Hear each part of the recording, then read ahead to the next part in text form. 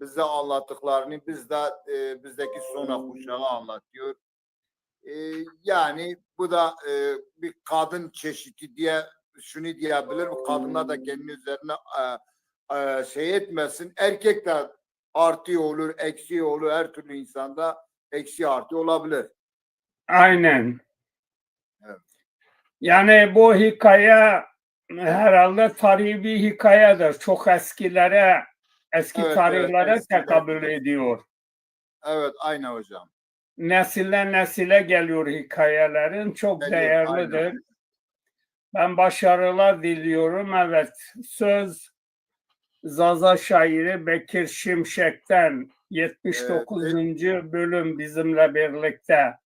Ayrıca YouTube'da çok sayıda videoları var Bekir Bıra'nın Zazaca üzerine, hikayeler üzerine. Bir numaradır bence. Evet, başlayabilirsin. İyi akşamlar diliyorum. Zaza TV çalışan tüm emekçilerine başarılar diliyorum. Vana Zaza TV'yi baş be, veş be, mane veşet be, şande şuma baş bu şuma minen serkevtuş vazına.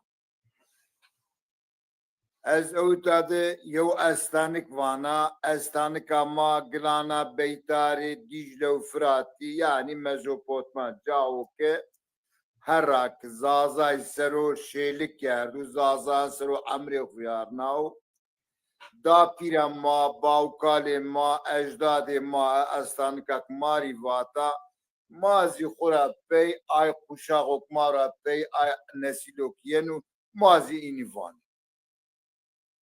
Çünkü vaktu kek zuane xoviri biki, yo kala kidi ke vaji kera pey gede çunu vaju. Çünkü vaktu ma Türkiye ma kurma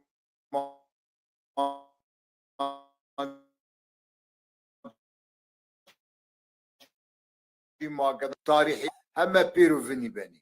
Semedi ay vay ma estanıkanı xo, ma vatişi xo, ma kültürü xo, ma gelenek gidenek xo, bizvanı xo ifade biki.